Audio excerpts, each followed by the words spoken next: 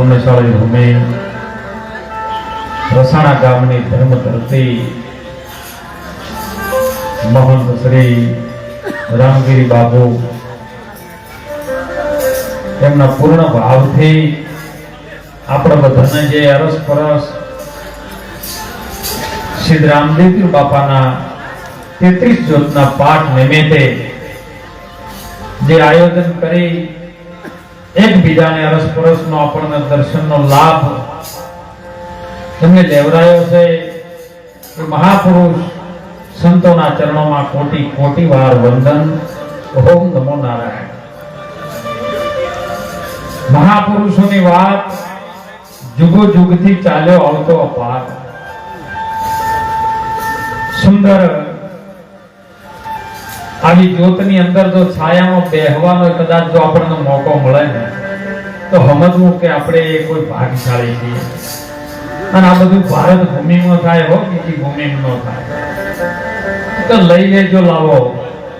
સંતો કહે છે લઈ લો લાવો, ફરી નહીં મળે તને જોયો નહીં જડે. આ અવસર આ લાવો તને ફરી નહીં મળે. અરે કારણ કે શ્વાસનો કોઈ ભરોસો નથી. કયા ટાઈમે જતો રહે, કારણ કે સ્વતંત્ર થઈ કોઈની રજા વગર જતો રહે. પણ જતા કંઈક તુલસીદાસે કીધું છે કે તારે કશું ના તો કોઈ નહીં, પણ કદાચ કોઈ આવું સારું કામ થઈ જાય અને જો પ્રભુનો દર્શન થઈ જાય ને તો એનાથી વિશેષ બીજું કોઈ છે નહીં.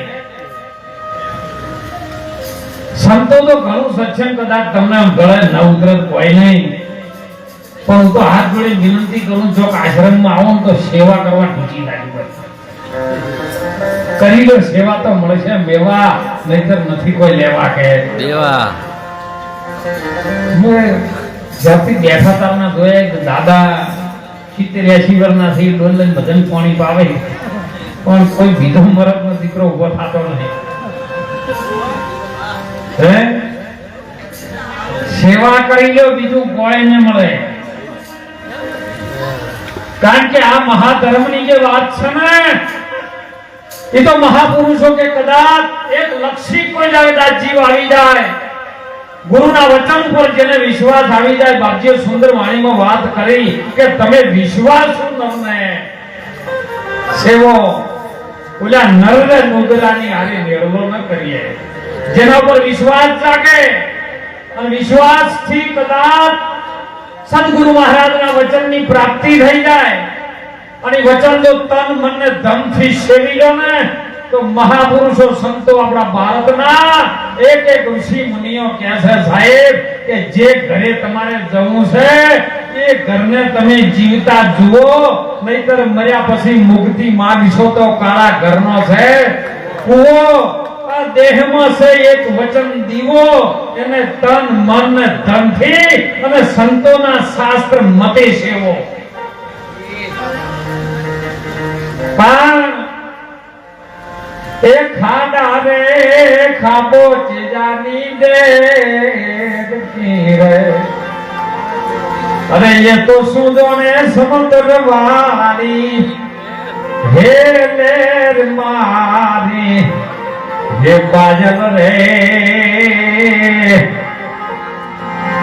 એવા નરે નુગરાની હારે તમે મેળવો ન કરીએ રે.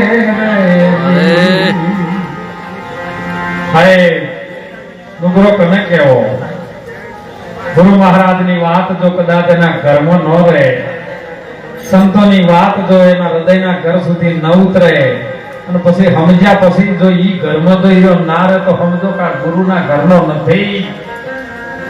એવો સાહેબ દેલડી નગરની અંદર આવો પાઠ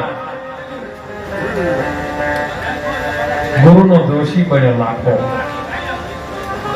ગાયક આપેલું હુકમસિંહ બાવા જેને પાઠની રચના કરી બેઠેલા સાહેબ કે લાવો આજે અમે રાવત રણસિંહ આપણે પરમોદવાનો છે. એમાં લાખભાઈ આયા, લોરેન આયા, રાવત રણસિંહ આયા, નિરલભાઈ આયા, રામદેવ બાપા આયા, હાલો હુલો ઢેગો વણવીર બધાયા. સમય બન્યો મોરબીથી આલો નુલો નીકળ્યા અમે થાન ગઢથી ચોટીલા પાણી થાન આવી એથી સાહેબ ઢેકોન વડવીર નીકળ્યા કે આલો ને આ પાઠના 4 સાખિયા છે આપણે સાથે જઈએ અને આજ બાપો ધણી ઉગમસિંહ બાવો પાઠ કરવાના છે આપણું દર્શન ની એની જોતમાં જો કદાચ બેહવા મળી જાય ને તો આપણું જીવતર ધન્ય બના થાય પણ નીકળ્યા છે ત્યાંથી વડવીર ને ટેગો અમથી નીકળ્યા ને હાલો નુલો અમથી નીકળ્યા વચમાં હતો હાલા નુલાના ઘેર વડવીર ને ટેગો રોકવાના પેલા બે આધર્મ હતા નીકળી ગયા હતા ભજનમાં થાકીને આવ્યા હતા મોડું થયું કે જવાનું તો છે લાવો હવે હવા શું પાપ તો કાલે છે ને અને તેઓ પણ રહ્યા છે રાત્રિનો ત્યારે આટલી બધી સગવડો નથી નાના નાના માટીના કુવા અને નાની જગ્યાઓ અને સાહેબ રહ્યા વણવીર ને ઢેકો બેલના રાત્રિનો હરિહરનો પ્રસાદ કર્યો આશરાનો ધર્મ માતાજી આપ્યો છે કલુબાઈ વલુબાઈએ અને રાત્રિનો સમય એ પથારી હતો એમાં આરામ ફરમાવે છે અને એમાં ભૂલથી રાત્રિની ઊંઘ આવી અને વણવીરનો હાથ માની ચૂંદડી પર ખાલી પડી ગયો જ્યારે ઊંઘમાંથી જાગ્યો ને જોયું કે આ હાથ આડ્યો કોમ કરી જાય આટલો હાથ કોઈ વશમાં ન રહે સાહેબ ખબર તલવાર હતી હાથને કાપી નીકળી ગયા સાહેબ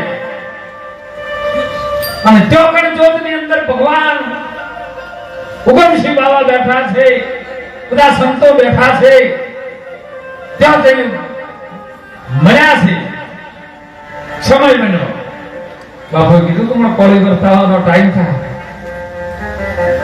કોળી આવે ને કોળી જાવે ને કોળી સર્વેના ઘટમાં સવ આવે એક કોળી છે રાજ ને એક કોળી છે પાટ એ પાટ પર બેઠા છે અલગ દીવાન જે જોવે છે દુનિયાનો ઠાઠ નાથજી કો આદેશ સાધુ કો સીતારામ સન્યાસી કો નમો નારાયણ એ કાપડી કો જીનામ ગત ગંગા કો રામ રામ દેજો સંતો બ્રહ્માંડ સત્ય નિર્વાણ આવી કોળી વર્તાવાનો ટાઈમ થયો ને એટલે બધાને હાથ લંબાયો વણવીર નો હાથ લંબાવે શું સાહેબ કાપી ના દેવો ગુરુ મહારાજ વણવીર હાથ ચંપેલી ના આયા છો કે બાપા અમે આજે ભગત નો ચોળો પહેર્યો છે ભજન માં જશો બાપા તમે ભજન કરો છો મારો હાથ રાતે ઊંઘમાં ભૂલ કરી ગયો છે માની ચૂંદડી ઉપર પડી ગયો એટલે એને ઈ જ મૂકીને જે ભૂલ કરે એને રખાય નહીં બોલો આપણે જેટલી ભૂલો કરો હોય આ નક્કી કરો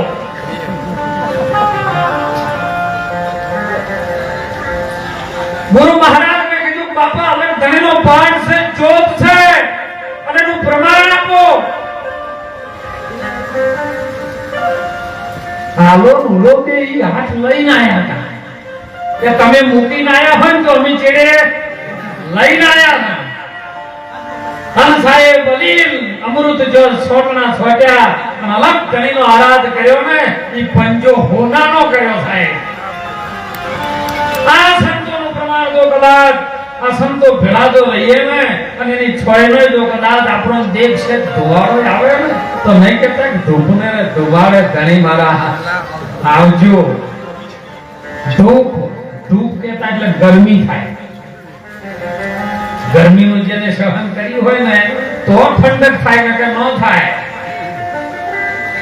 અને સાહેબ હોનાનો પંજો કર્યો હો હોનાનો એટલે જેવો ખડે છે એ આ હાથેથી કદાચ દારૂ નહીં પીવું આ હાથેથી મોસ નહીં ખાવું આ હાથેથી કદી જુગાર નહીં રમવું આ હાથેથી કોઈ સ્ત્રીને સ્પર્શ નહીં કરવું અને આ હાથેથી કોઈ દાડો સાહેબ ખોટું કામ નહીં કરવું એટલે સમજો કે હોનાનો છો છે એ ગુરુ મહારાજની પોત વસ્તુની પ્રતિજ્ઞા જે લઈ અને ડગે નહીં ને એ ગંગા સતીએ કીધું છે કે મેરું ડગે જેના મન ના ડગે ભલે ભાગી પડે બ્રહ્માંડ વિપત આવે મનસી ના જાય એ જ ભક્તિ કર્યા ને પ્રમાણ પણ આવો સમય હતો બાપુ અને ભમરાને દયા આવી, સંત જગતનો ભમરો વાડી ખીલે ત્યો જાય. ફળ ફૂલ પાન તોડે નહીં, બસ સુગંધ લઈને ઉડાય. આપણે તો કેટલા બધા પતા તોડા, કેટલી ડાળીઓ તોડા, ફૂલ તોડા, એટલે આ સુગંધ લેવા આવ્યો છે, સુગંધ લઈને નીકળી જા. માયકમાં મજા ન આવી, તબલા વાળો બરાબર નતો. કેમ એને ઘોણી બોલવા નહીં મળી, તેમાં તમારે ઘણા મળે તીકમગીરી બાપુ અમારું બાપુ ભજનમાં મજા નથી આવી ગઈ, કેમ ઘોણી બોલવા નહીં મળી. હા સાહેબ, ભમરામ દયાઈ હો, એના જેવો ગેગો પડેલો, ભમરા જેવો પેલો પાછળ ગોળીઓ વાળે, એ ગોળીઓ વાળતો ના ભાઈ જો સે મારા જેવો લાઈને મારા બગીચામાં લઈ જઉં, સુગંધ લેવડાવું, ઉપાડ્યો થાય, જઈને ફૂલમાં મૂક્યો. હવે આવ્યો ગેગો છે, આખો દિવસ કોયલામાં પોદળામાં રહેવા વાળો હોય, એને સારી સુગંધ આવે ખરી.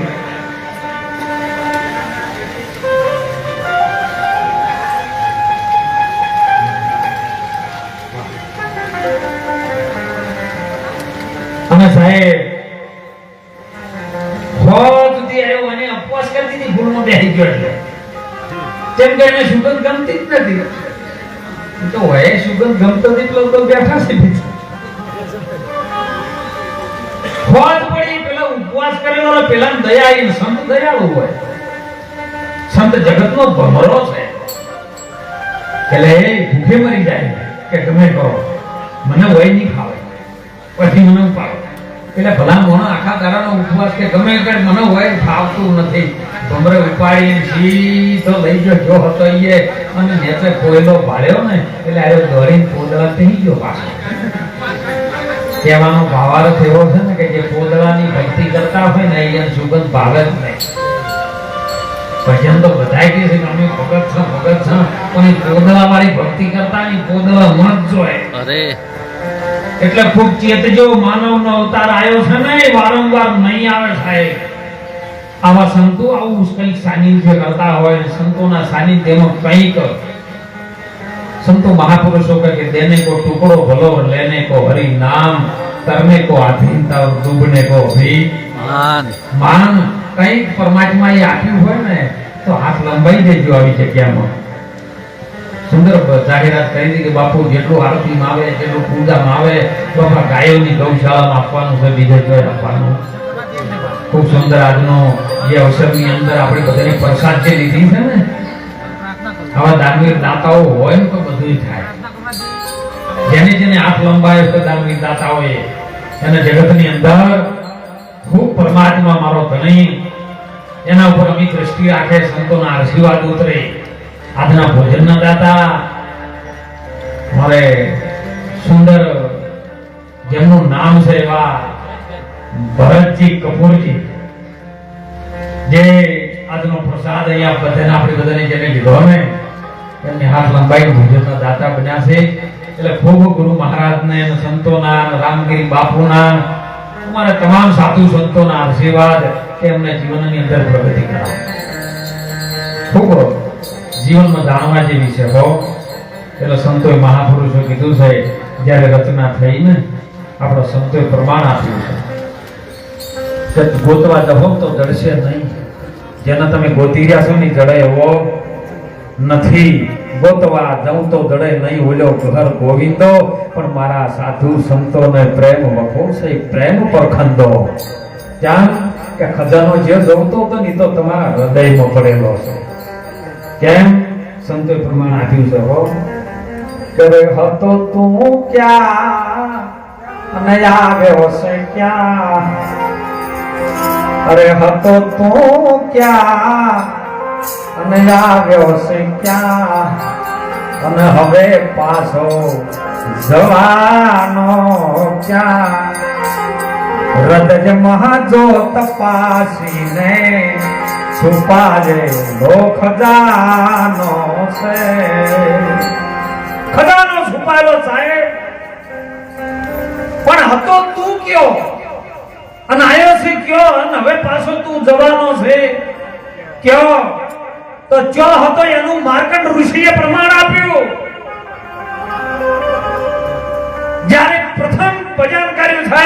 માં પાર્વતીને શિવજીએ ઉપદેશ કર્યો છે. અમર ગુફાની અંદર જે વખત ભોળિયોનાથ શિવ માં પાર્વતીને વાત કરે છે અને એની પછી જે ઉપદેશ માર્કુંડ ઋષિ આપ્યો ને એ વખત એનું પ્રમાણ કે તું કયો હતો ને તારે કયો આવ્યો છે. એ જી ગુરુ મારા એ મહાન મંત્રનો એ મોટો સનમલી માર એ વખાણું બ્રહ્મના એ જી ભેદ મારે અને જેના ઋષિ મુનિ એવા જપતા હતા એ હરિને નોતા ચારે વેદ મારે. ગુરુ મારા મહામંત્રનો મહિમા મોટો. આ શું ચાલી રહ્યું છે બધું? આ મહિમા ચાલે છે.